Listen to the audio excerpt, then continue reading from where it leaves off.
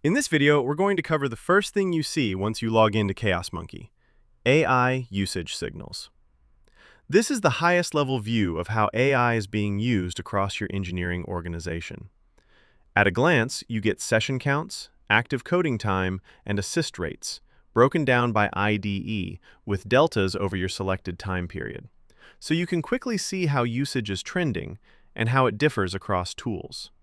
This isn't about productivity yet. It's simply what's actually happening, which tools are being used, how often, and where they're showing up in the workflow.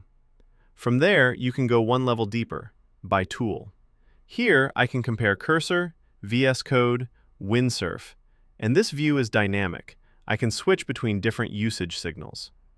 AI adoption, AI intensity, AI heavy sessions, active coding time. As I change the metric, the entire view updates, so I can see how each tool behaves across different dimensions of usage. And if I want to understand the impact behind that usage, I can jump into ROI. Now we're tying usage to cost and output.